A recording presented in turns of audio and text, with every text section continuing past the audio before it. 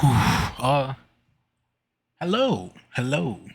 Uh, welcome to part, I believe, 5 and 6 of I do know. Oh my gosh, I can't talk. I'm sorry.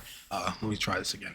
Hello, welcome to the stream. Welcome to part 5 and 6 of this pleasant story. Uh, Sorry, I'm trying to remember. I don't have scripts for this. This is unscripted and stuff. But oh, I'm gonna waste no time and get right into the story.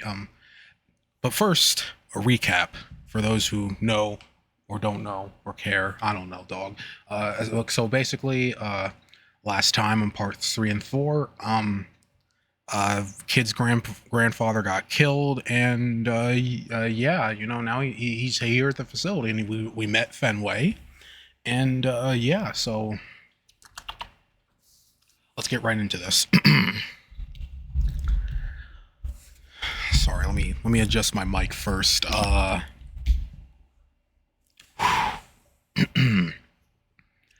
Fenway reached for the pistol on his hip, but froze when the soldier aimed the rifle at his head. "I need you to hand that over, sir." "A coup?" Fenway asked, incredulously. "Think very, very carefully about your next move, Connell. This won't go the way you think it will. I promise you that," Fenway told him matter-of-factly. Connell apparently didn't care, since he ignored Fenway's words. Instead, he turned his attention to me. "Get dressed." I removed the IV from my arm and slowly stood up. I instantly became lightheaded, and my legs collapsed beneath me. Probably from all the meds they had pumped me with. Fenway tried to help me to my feet, but I angrily shoved him off me. He had been pretty kind to me, but his refusal to let me return home still had me fuming. "Dog, no. No, there's a reason why he won't let you go home. Your home was infected, my guy. Your sister is infected into fucking god, jeez. Just whatever."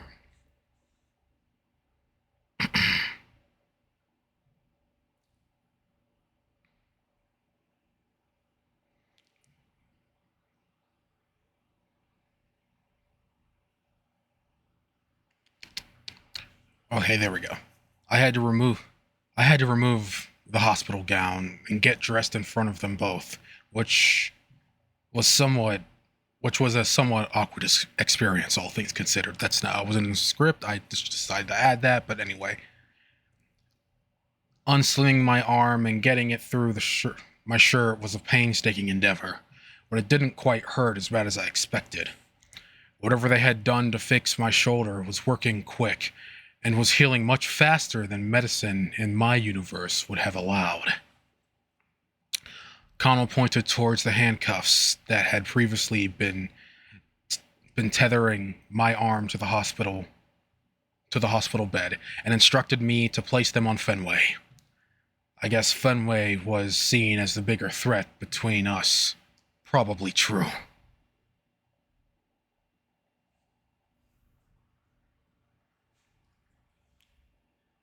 Oh my god. Okay, what's going on with this whole chat thing? Like, the chat's supposed to show up, but it's not. Even though I have Twitch uh even though I have Twitch even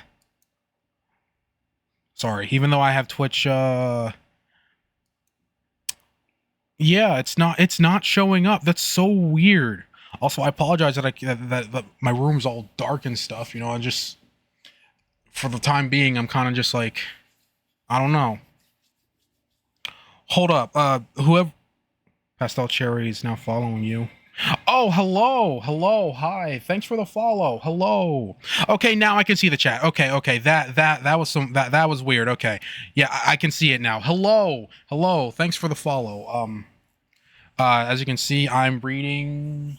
Oh god, I'm reading a story right now.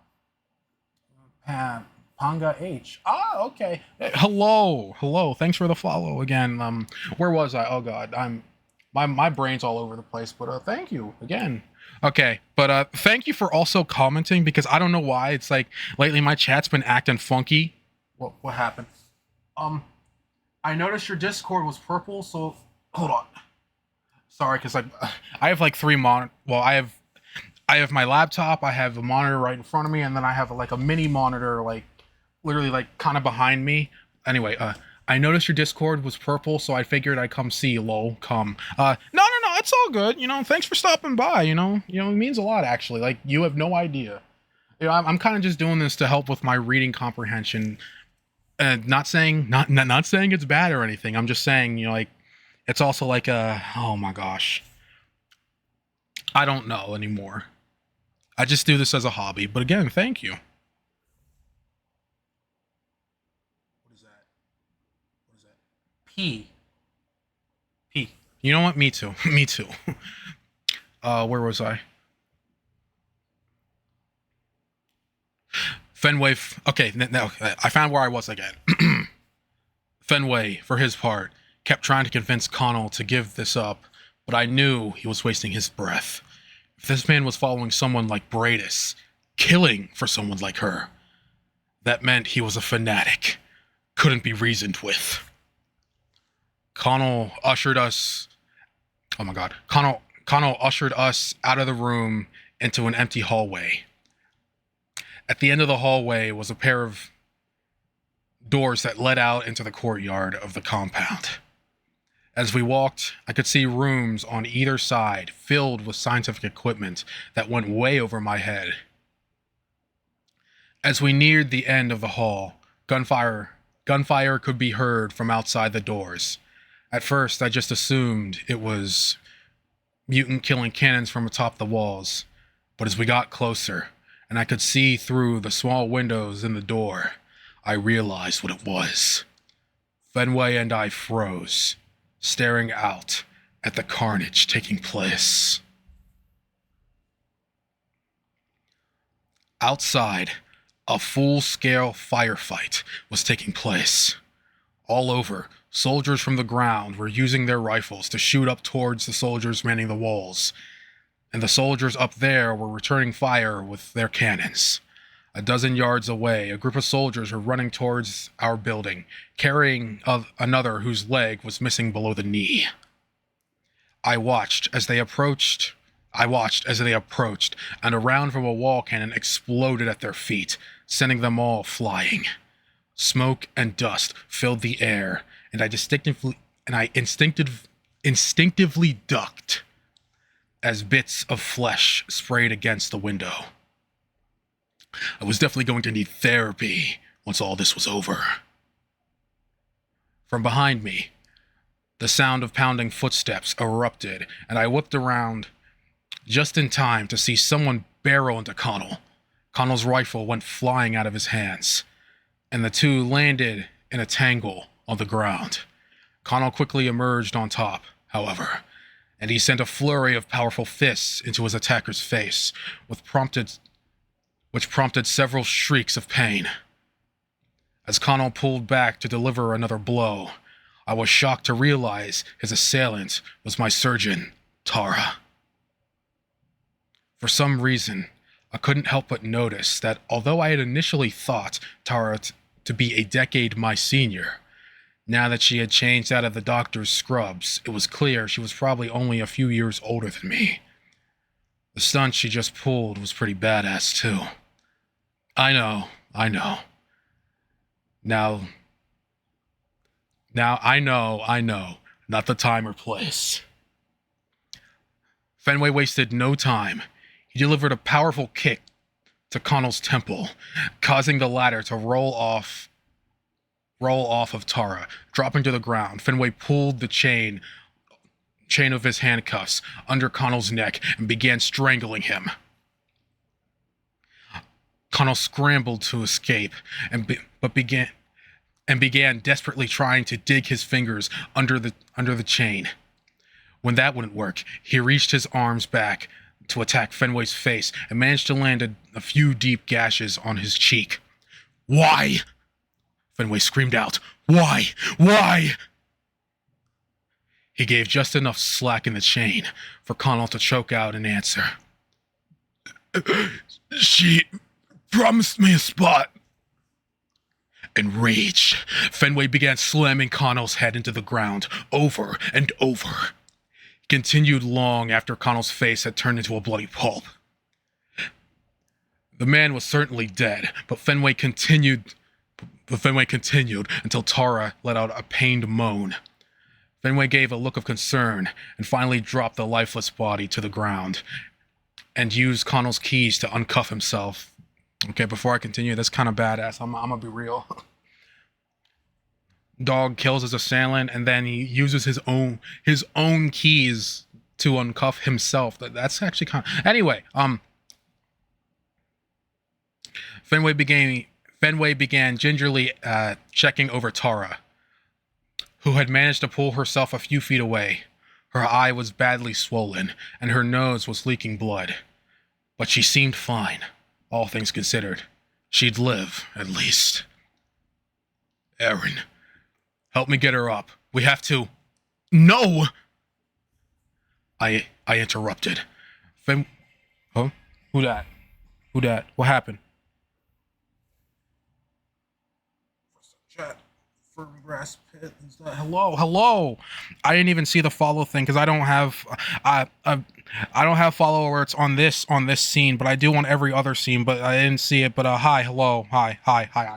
Oh God, my brain's all over the place. What's that? Firmly grasped. It's me, dude. Low. Firmly grasped. Oh, you mean the person from Discord, right? Hello. FNF guy, right? If I'm right, I'm right. Anyway, "No!" I interrupted.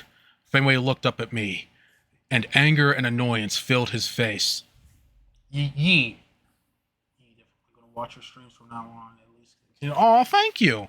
Oh, okay, it is you. All right. Hey, what's up? I hope you're doing well. Anyway, let's try that again. "No!" I interrupted. Fenway looked up at me, and anger and annoyance filled his face as he realized his mistake. While he had been dealing with Connell, I had picked up the dropped rifle and was using my good arm to point it at him. I am going the fuck home," I said slowly to emphasize my point. "I'm going to go home, save my sister, and forget about this cursed fucking place. Take a look outside, Aaron. How do you think you're going to do that? If Bradus wins, do you think for a second she's just going to hand over the bridge and let you be on your way? If my men win, do you think they'll just let you go after shooting me?" Fenway pointed to a security camera above us, showing that everything happening was on record. "I'm your best chance to survive right now. Your only chance." I frowned. I hated to admit it, but Fenway was right. But I also couldn't just give up the only leverage I'd had in my entire time on this cursed planet. Fuck. Then we go to my universe. I don't care if you don't think it's safe. That's the only way you live right now. You give me your word that you will let me go home. That's your only chance to survive right now. Okay, so hear me out. This is one of the reasons why I don't like the main character. I mean, I get it. He wants to go home. He wants to save his sister. I get it, but it's like his sister's already been infected. It's futile. And it's like, But anyway, I truly don't know if I actually could have shot Fenway in that moment. At this point, just end her. Exactly. Honestly, exactly. But don't tell Aaron that, or else he might come for me. He might jump multiverses. Anyway, I truly don't know if I actually could have shot Fenway in that moment, or if it was just, or if it was just a convincing bluff. Luckily, I didn't have to find out. Fenway cursed and thought it over for a moment. Fine. We'll go to your universe. You have my word. He could have just as easily been lying, but Fenway didn't strike me as the type. I handed the rifle to him and helped him lift Tara to a sitting position against the wall. Oh, God.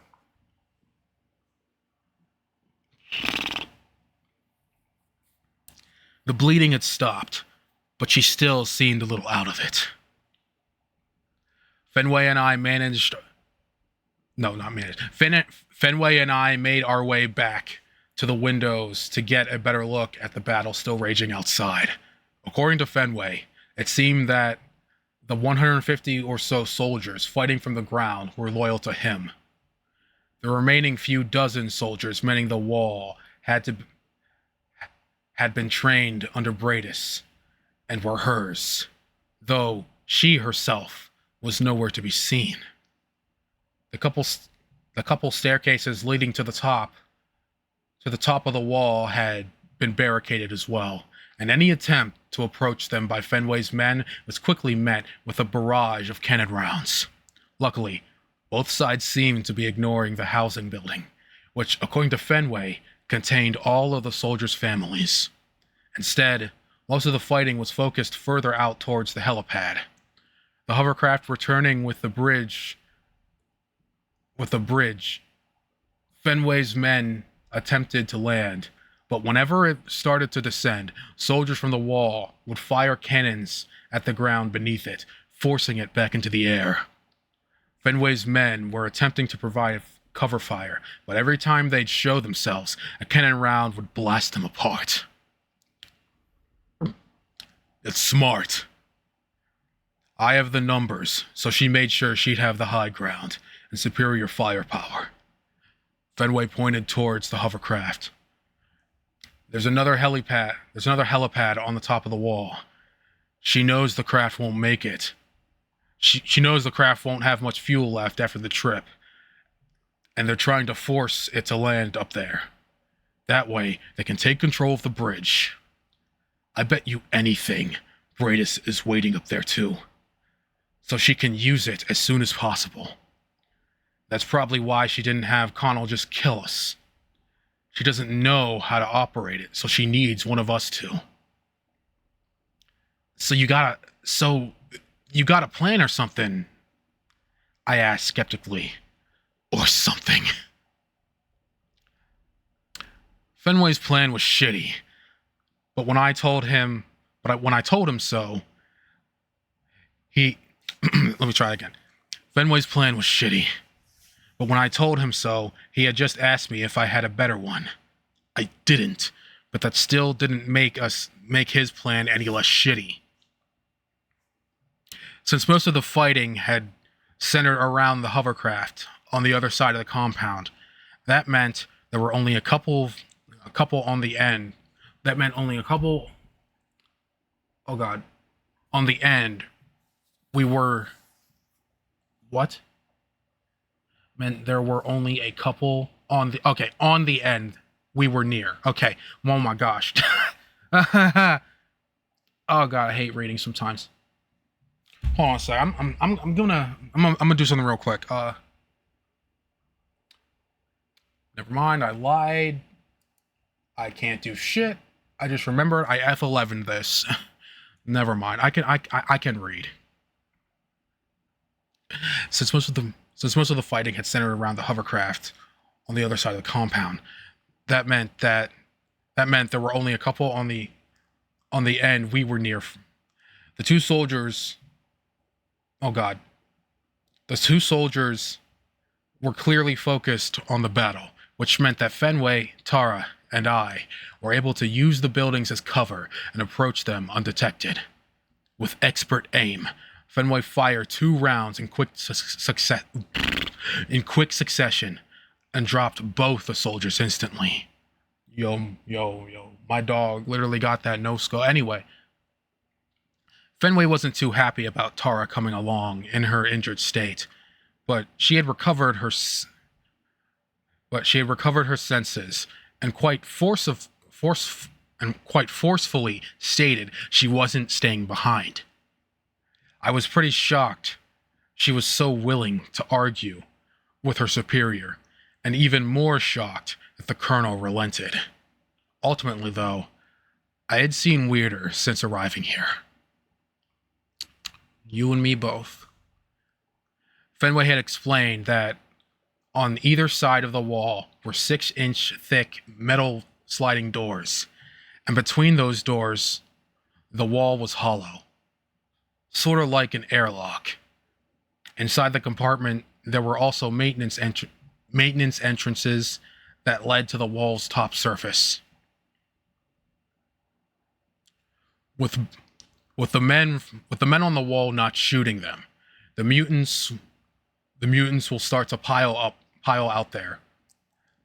I'll use my override code to open the outer door for a moment, and then open the maintenance doors. We'll just let a couple get in. They won't be expecting it at all. So I bet they get the majority of Bradis's people. At the very least, they'll cause a good distraction.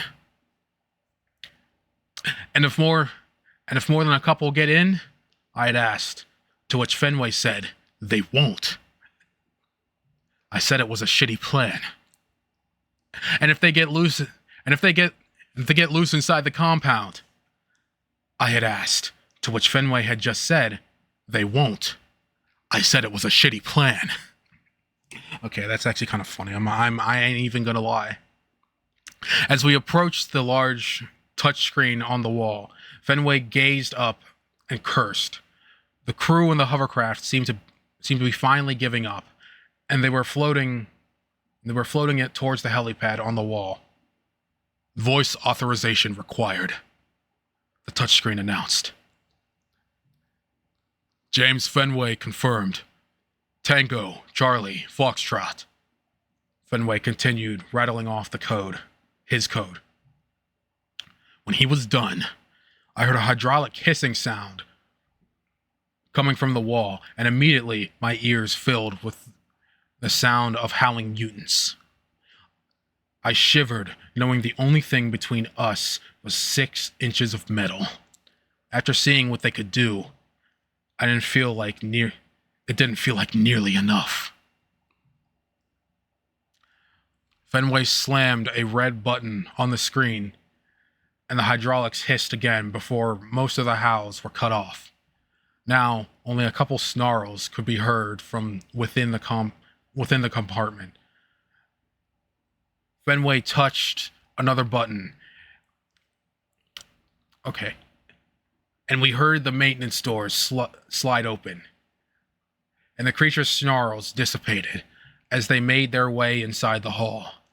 We waited a few minutes and watched as the hovercraft descended before getting obscured by the wall.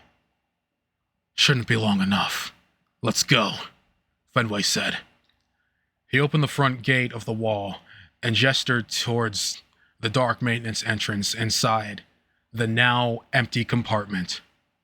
Shitty plan. Fenway took the lead, followed by myself, with Tara bringing up the rear. Somehow, Fenway led us through the pitch darkness, and as we blindly moved up and through the wall, I began to wonder if the mutants had even reached the top. Maybe they were still inside here with us, waiting in the shadows to rip our throats out as we walked by. From far off, an inhuman howl rang out, and I jumped back into Tara, almost sending us both tumbling. Luckily, she caught us, and without a word, grabbed my hand, giving it a reassuring squeeze. Soon after, we heard the sounds of screams mixed with inhuman howling. The mutants had made their way to the top, and were hopefully decimating Brightus' soldiers. As we reached the top, we could see the metal hatch leading to the surface was torn to shreds. Fenway told us to stick close and peeked his head through before monitoring us to follow into the daylight. We emerged into a blood-filled nightmare scene. Body parts and undefinable pieces of flesh covered almost every single surface. Deep claw marks lined the floor beneath us. A few hundred feet or so down the wall was the helipad. The worst plan. I don't know why I'm reminded of Resident Evil. Lol. Yo, I'm gonna be real. I don't blame you. This literally sounds like Resident Evil, just in the daytime, and with time travel. Oh, I'm sorry. Interdimensional travel.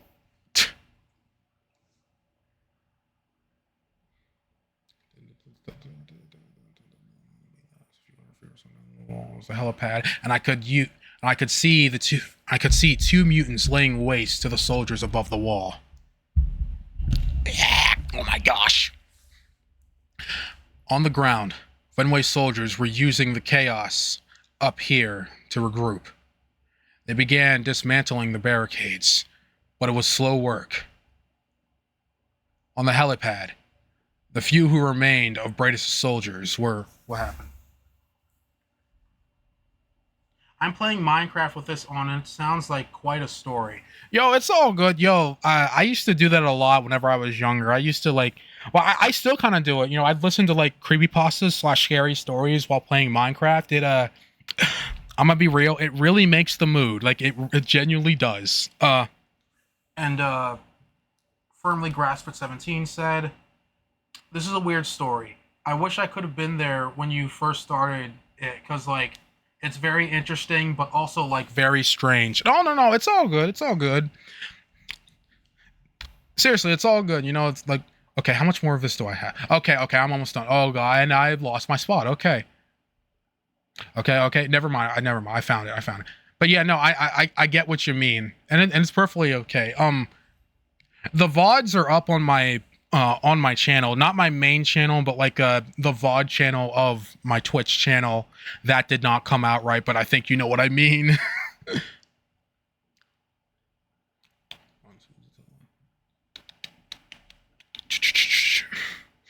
We're desperately trying to fend off the mutants. But up close like this, the mutants were too quick.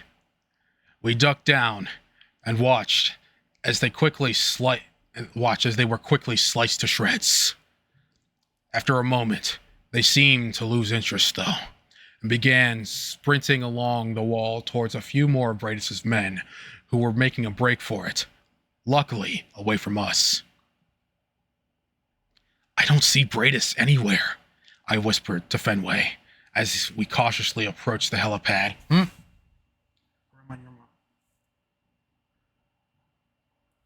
Whoa. Be sure to check it out later. Was that the dog? What does that say? Are we doing TikTok Reddit readings now? No. What are you talking about, dog? I'm doing story readings. I've been stuck on this. You know, I've been procrastinating on this story for like the past month. But yeah, no. Hi, hello. Where was I again? Oh no. Thanks to self. Also, yeah. For right now, I'm trying something new. You know, because I don't my camera's on. I'm just using, you know, a different scene. Because I feel like I don't know. Anyway, hello. Anyway, maybe they got her. Maybe they got her, he responded. I had to hold back a chuckle. Same here in IRL. That had to be way too lucky. It wasn't long before I was proven wrong, though. Recently, I had I need my Minecraft parkour gameplay. I'm sorry. Do you know how long it is? Do you know how hard it is to read and play Minecraft at the same? Do you know how long it is to read and play a game at the same time? This is difficult. You know, too much. LOL. I see you laughing. No, a little bit. It's all good though. I mean, I can do it. It's difficult. Anyway, it wasn't long before I was proven wrong, though. Recently, I had daydreamed about shooting Helena Bradis quite often. So, I'm slightly ashamed to admit that I was actually pretty disappointed when we found her dismembered head lying on the ground next to the hovercraft. Her mouth was frozen open in an endless, silent scream, and her eyes were wide. A few feet away was the rest of her body. A few feet away, the rest of her body lay on the ground, still clutching a metal case. I quickly snatched the case and opened it to see the milky white orb sitting inside. I hugged it to my chest. Awesome fucking plan! Yo, what are people saying? I don't think you're not understanding me because you're... You know what? You're right. I don't think I am understanding you.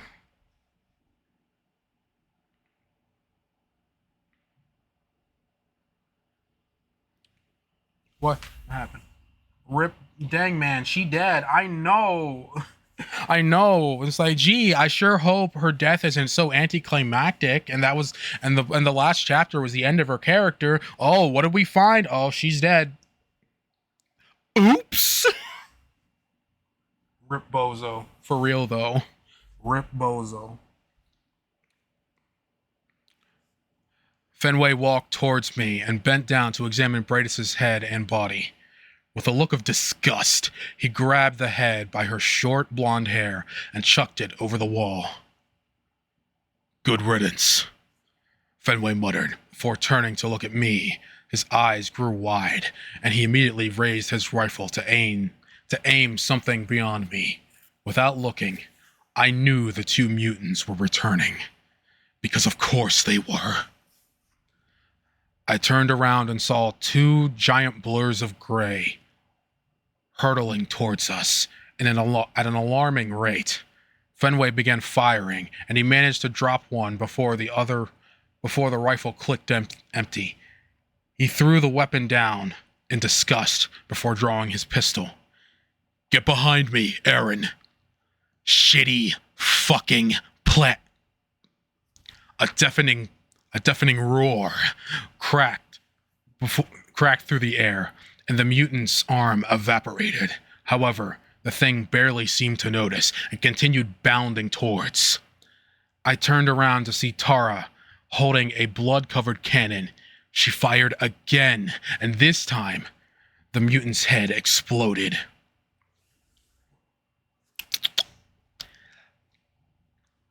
Didn't think he'd need this anymore, she said, gesturing towards half a body on the ground some distance away. Oh, they got comedy now, do they? She gave me a small smile, which I weakly returned. She was really kind of badass. The rest of Fenway's men had finally broken through the barricades, and the colonel quickly snatched the metal case out of my hands.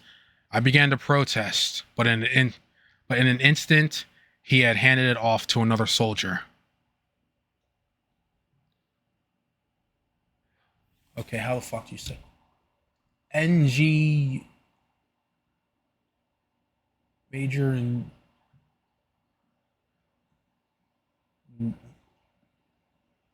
Gwen? I think it's pronounced Gwen.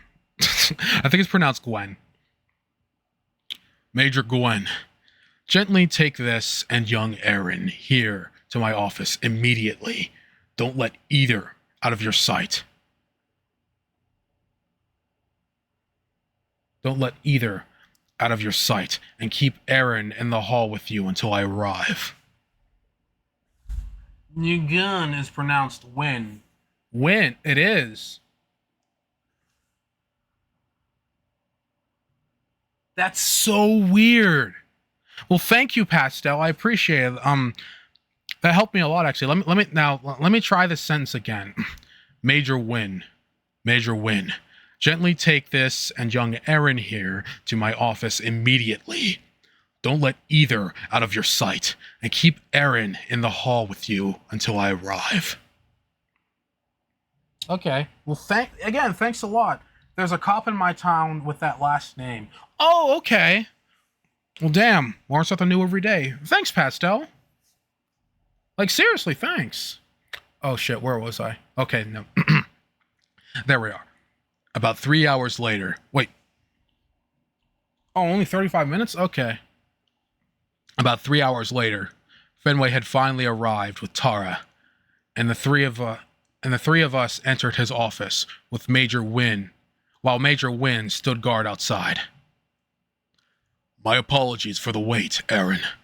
I had to make sure no more mutants were in the walls, and we had to round up the last of Bradis's traitors.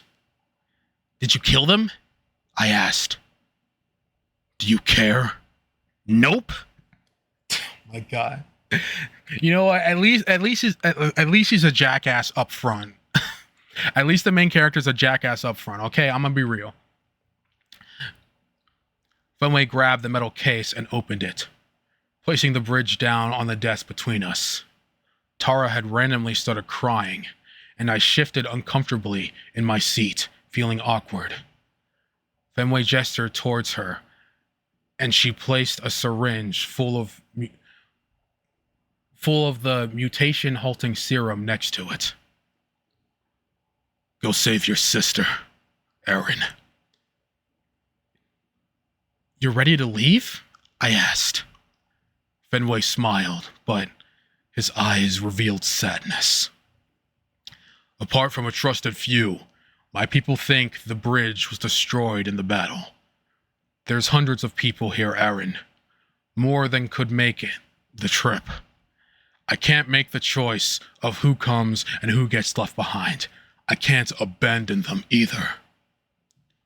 Personally, I figured saving some would be better than none at all. But who am I to argue with a man? Also, I didn't care as long as I could go home. Again, at least he's a jackass up front. However, I do have one very selfish condition, Aaron. My daughter is coming with you. She deserves more than life behind these walls. Fenway looked towards Tara, who wiped away a few tears. Your daughter, I said in surprise. It made sense, though. Deal. Let's go. Also, before I continue to finish the last of this part and on to part 6, can I just say that when I first started hearing this story being read, every time I heard whenever we got to this part, whenever I got to this part specifically, the first thing in my head, whenever I heard Aaron and Wall, was Attack on Titan. I'm being serious. I'm sorry. Okay. Let's continue. I smiled, a nice, big, full smile that felt like the first time I had smiled in years. As I input the symbols Tom had written down for me, the orb began to fill with a brilliant neon green, strands of cosmic purple lacing through. Oh God. I remembered my great-uncle's words and had told a nervous Tara to make sure she breathed out all the air in her lungs. She nodded, and when I was done, I gave the orb a small, one-fingered push, the same way I'd seen Tom do. It started to spin faster and faster, and I prepared for the excruciating pain that would come next. As I left this nightmare behind, I had only one thought on my mind. Hang on, May. I'm coming. Little did I know, I was only trading this nightmare for another. All right. Part 6, let's go. The daughter just dies as soon as they go low. No, she lives. Yo, it's my favorite part. All right, part 6. We're getting through this. Part 7. I'm reading part 7 tonight. Tonight, by the way. And by tonight, I mean tonight as in Tuesday. I hate time zones anyway. My favorite part. Let's go. Consider the concept of infinity. It's jarring. Something so abstract that our brains can't count it, or even properly imagine it. Go ahead. Try. You can't, can you? Because whatever your imagination conjured up to represent it isn't enough. That's the thing. It doesn't make sense. Yet it exists everywhere. If you take the numbers 1 and 2, getting from one point to the other is easy. Start at 1, end at 2. 1 plus 2, 1 plus 1 equals 2. It's easy. It makes sense. What doesn't make sense is the infinity between the two numbers. Because between 1 and 2, there is indeed an infinity of decimals. So many that you, your children, and your children's children could all count for the rest of your lives, and you'd never even get close, because it's fucking infinity. Nevertheless, the infinity starts with 1 and ends with 2. Simple, brain-numbingly complex. Now that's what I call a goddamn that's what I call a goddamn paradox. Beginning, end, start, finish. 2 points. Infinity between them. I think somewhere in one of those small yet endless infinities is me. I started counting from 1 to 2, and I can't stop. Okay.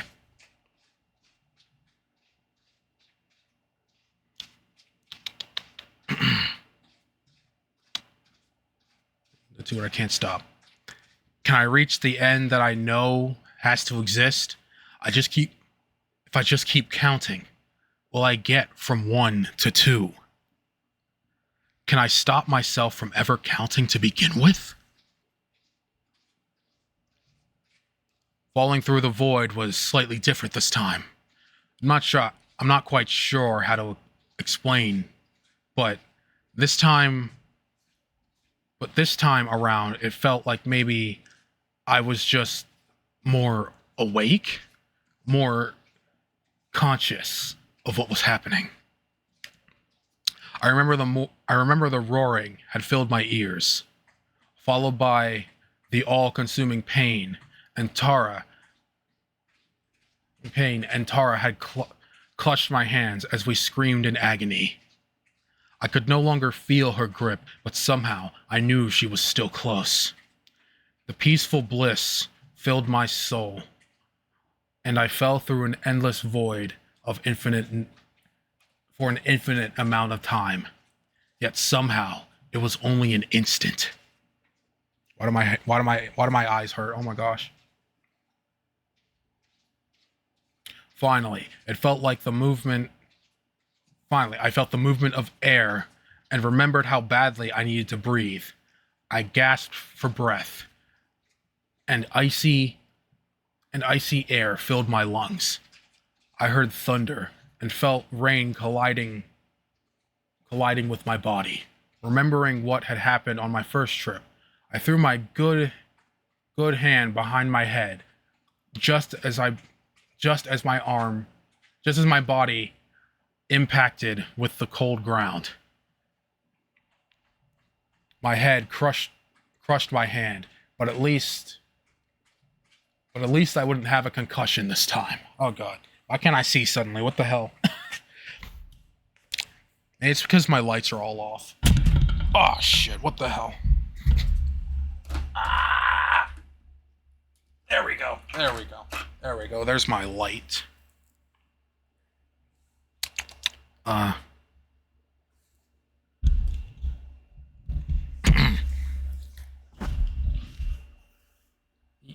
Yes, cat? Hi? Okay. Bye then. Okay, anyway. I laid there for a while. Shit. I laid there for a while, motionless, and staring up at the night sky that was dropping rain on my body. I flexed my hand that had been crushed. Felt like it would be bruised, but at least nothing was broken. It was freezing. But just knowing that it was my Earth made it feel amazing. I smiled. We made it, Tara, I finally announced. Welcome home. Upon receiving no response, a sense of unease came over me. I called out for Tara again, still hearing nothing back. I sat up and finally took a look around. Fenway had told me that the bridge should take us relatively close to where it was last used, and I was relieved to see he was correct, and that I recognized the surrounding area. Oh, damn it. Now the light's making it worse. Okay. I can't. Dog, I'm gonna cry. Your cat wants to read. Lomeo. I'm gonna be real. The one time I was about to go live, and he was just sitting in my gaming chair, just sitting in my chair. He's done that 2 times on me. I almost recorded it, but by the time I grabbed my phone, he literally scurried off.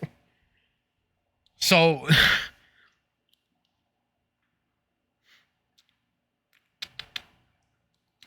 I was about miles from home, lying in a field behind the highway that shoots through town. I knew so because down the road a bit, a street light lit up the sign for the same exit I used to take to get to high school. All things considered, I wasn't too far off course. My relief was shortly lived, though, as I still couldn't locate Tara anywhere. I pulled out my phone that had somehow survived my trip into hell with some battery left to spare. I was annoyed to see I had no service out here, which meant we'd have to walk a bit or try flagging down a car for a ride. Using the flashlight app on my phone, I began searching for Tara. Damn it. Okay, there we go. My glasses were just dirty as fuck. I began searching for Tara in the surrounding area. There was nothing but grass around me. After a few minutes, I was still unable to find her, and I was starting to get seriously worried. Not only was I worried for her safety, but she had also been carrying the syringe of serum for May in her bag. I tried to calm myself. I had felt Tara in the void with me, and knew she was close by. After a few more minutes of fruitless shouting, I spotted a pickup truck coming around a bend in the highway. I decided to try and flag it down and ask if I could use their brights on the field so I could get a better look. Odd conversation to have with someone, but worth it to find Tara. To my annoyance, they didn't seem to be slowing down at all, though. In fact, they were actually going pretty fast for this windy stretch of road. This isn't right. I saw the lights of another car coming from the other direction and figured the truck wouldn't stop. I could figure that if the truck couldn't stop, I could always try to flag that one down instead. I was a little bit away from the road when the truck came around the bend and its headlights lit up the flat stretch of highway in front of me. My heart dropped My heart dropped when I spotted the unconscious form of who could only be Tara, lying right in the middle of the road. The driver must not have seen her, because they were still coming down the road at full speed. Not only that, the truck seemed to be drifting drifting within the lane ever so slightly. Holy shit, this guy was going fast. Why are they driving like that? Fuck. I broke into a dead sprint, wildly waving my flashlight at the oncoming vehicle, screaming my head off. I was screaming Tara's name, but still she didn't move. The sedan on the other side of the road was approaching now as well and beginning to slow down, likely seeing Tara's body on the road. I glanced over at the car and realized something about it. And I realized something about it was vaguely familiar. Like it was a small piece of a puzzle from a forgotten dream. If they could see Tara, how the fuck could this asshole not? The truck was practically on top of Tara now. There was no time to drag her out of the way. The only thing I could do was run into the middle of the road and flail my lights around like a madman. If I could survive murderous mutants from a hellish universe, playing chicken with a speeding pickup truck was child's play. Okay, that was a funny line. I'm gonna be real. There's a lot of funny lines in this story.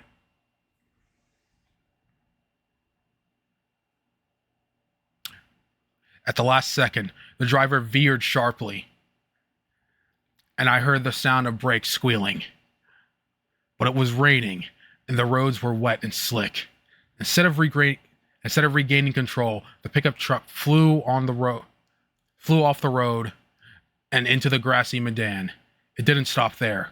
The pickup truck popped out of the median onto the opposite side of the road before once again swerving. I watched on helplessly. It can't correctly account for temporal variance. Tom's words echoed through my mind, and suddenly I knew what was happening, why everything felt so fucked up right now. It was impossible, yet happening all the same. Instead of continuing in a straight fucking path that would have dispatched him safely in the field on the other side of the highway, he turned the fucking steering wheel again and tried to stay on the highway.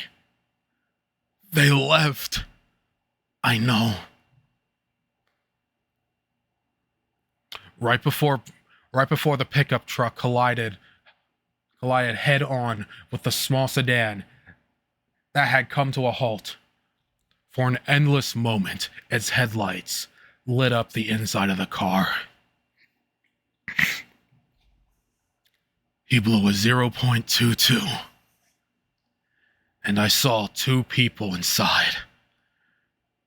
Their faces contorted into terrified screams that would haunt me for the rest of my life.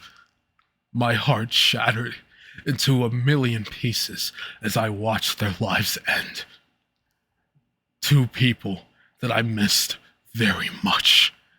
Two people I was certain I'd never see again. Two people whose graves I'd been visiting for the past 10 years. And all right, there's part 6. And as you can see, it says part final. We're not reading it because part final's for tomorrow night. But as you can see, the reason why I'm saying it's for tomorrow night is because it's pretty fucking, it's pretty fucking long. It's pretty freaking long. So, woo!